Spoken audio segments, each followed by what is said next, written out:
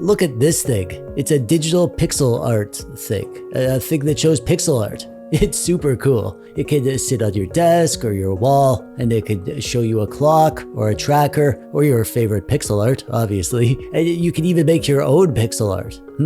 What should we make? No, not that. Yeah, that's better. Let's go with that. Awesome.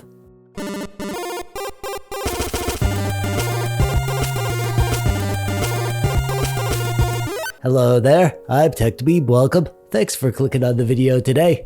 Those who know me well know that I'm a sucker for pixel art. I freaking love pixel art, man. Not only is pixel art the basis for all the pixely games that we love, both retro games and modern pixel-based games, but pixel art itself is a special art form. There's something extra impressive about a good piece of pixel art. Impressive in a way that you don't get from non-pixel art. When an artist is limited to a pixel grid, like 16 by 16 or 32 by 32 or 64 by 64, they have to be really careful what pixels they put where. It's like painting with a large brush. Every pixel counts. So good pixel art is almost more impressive to me because of the limitations that the artist has to deal with. I've done quite a bit of pixel art in my day. I've contributed to a few projects and video games, and I've done some animations, and I know what it's like to want to make something, but you're so limited by pixels that you have to be smart and try to find a way to do what you need to do within the constraints of painting with big square pixels.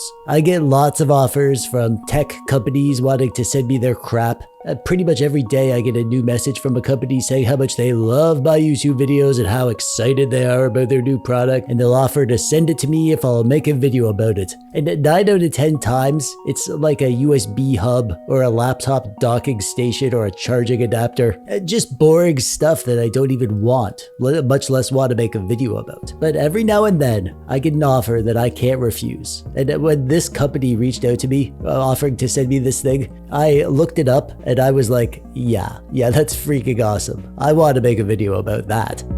This is the Divoom Pixoo-64. It's a pixel art display thing. I'm not going to call it a monitor because it's not. It's more like a digital photo frame, but it only does pixel art. This company makes several versions. There's a small 16 by 16 version and a larger 32 by 32 version, I think. But this is their big boy, the full-on 64 by 64 pixel version. So let's read the words of the company that makes it. Pixoo64 is a Wi-Fi pixel display with a 64 by 64 LED panel. This is the ultimate lighting decor for your room, and it has many exciting features. You can fetch the latest online information to display on your Pixoo64, such as social media channel status, gaming KDA stats, crypto/stock/exchange rates, and many more. Well, that sounds exciting. But is it any good? Well, yeah, it is.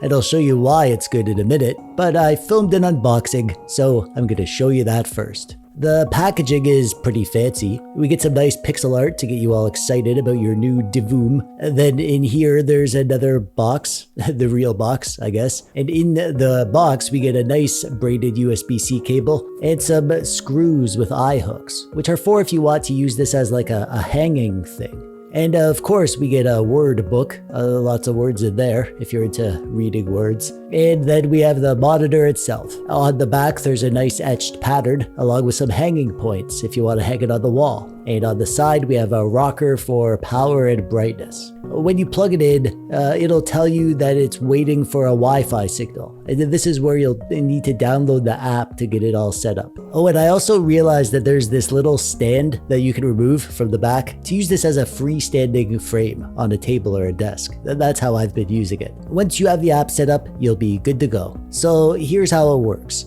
Everything is done through the Divoom app.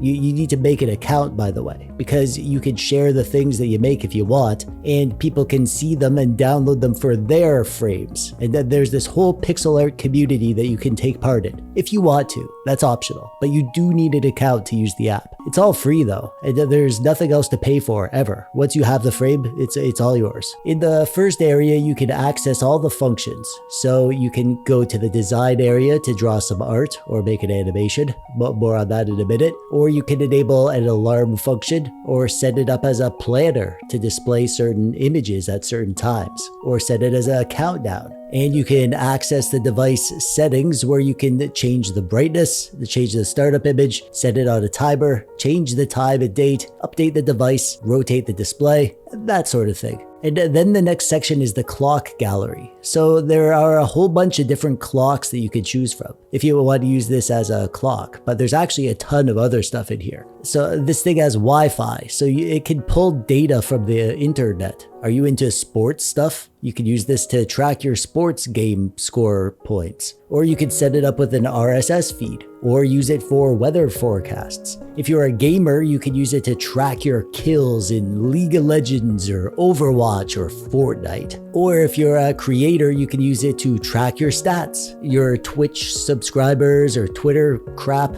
TikTok, whatever. As a famous YouTuber, I love this one. It lets me turn this into a YouTube stats tracker, so I can see in real time how many views I've gotten and how many subs. It rounds the subs to the nearest 100, but it does tick over in real time. Look, I captured a photo of the moment that I reached 30,000 subscribers. I have the YouTube tracker set as my default clock, so this is what's on the screen most of the time. I love that I can see this data whenever I glance over at this thing. The next section is where the real stuff is. This is the community art gallery. So in here, you can browse through the latest creations. There's so much amazing pixel art being made by the community. It's just a constant stream of amazing pixel art. If you select one in the app, it'll auto-magically show up on the frame, and then you can set the frame to just cycle through the amazing pixel art created by the community every day. And if you see something that you like, you can save it to your personal gallery, either locally on your phone or on your account. And you can even set it to save onto the frame as one of the preset custom screens. I love seeing this stuff that people make pop onto my frame and browsing through it in the app. If you're into joining the community, you can leave likes and comments on other people's art, and you can also share your own stuff, and you can enjoy having people leave likes and comments on your stuff. It's kind of like DeviantArt, but for pixel art only. And every single thing can be something that you show on your frame, which is so freaking cool. And the next tab is chat, which you need to add friends for. And I don't have any friends, so I can't say if that works. And the final tab is your own creations, the stuff that you've made and saved locally and what you've uploaded and your favorites. So there are two ways to make art for the frame. The first way, which is the main way, is to do it on your phone or tablet right in the Divoom app.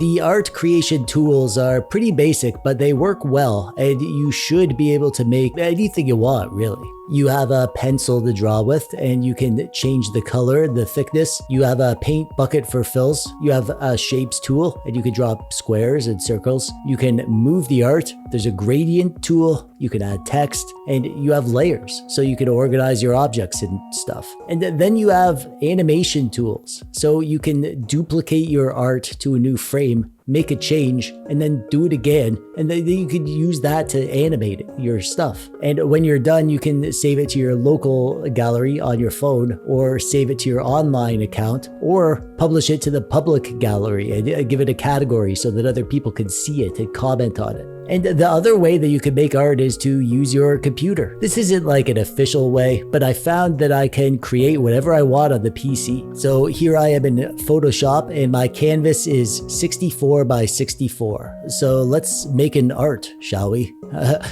think I'm gonna draw my cat. This is Hermione, my beautiful, majestic princess that I love. There you go, Hermione. She's immortalized for all of time. And now I can save this as a PNG file. And then over on my phone, I can import this file into Divoom right onto the artboard. And I can resize it so it fits my canvas, and boom, there we go. I could make stuff on the PC and then get that stuff onto my phone. And then using my phone, I could put it on my Pixoo-64. And you can do the same thing with photos too. You just take a photo with your phone and then bring that into Divoom, and you can have a pixel art version of any photo that you made yourself. There's a lot you could do with this thing. At first I was like, oh, it's like a digital photo frame for pixel art. And it is that, but it's also so much more than that. I love that it's not just a frame, but like a whole community art project that exposes you to great pixel art. You can just use it to display your own stuff or a very specific thing, but it's at its best when you're using it to see the great art made by other people. The fact that it has Wi-Fi and could pull art from the community to show you is a feature that I didn't know I wanted until I had it, and now I love it. I also like that I can use this as a YouTube display. I know it's kind of dumb. My channel's so small, but when I look at that frame and I see my subscriber number has ticked over another 100 subs, it makes me happy. I like that it just sits there, looking awesome and showing you cool stuff. It's not an earth-shattering, groundbreaking, must-have piece of tech. It's just cool,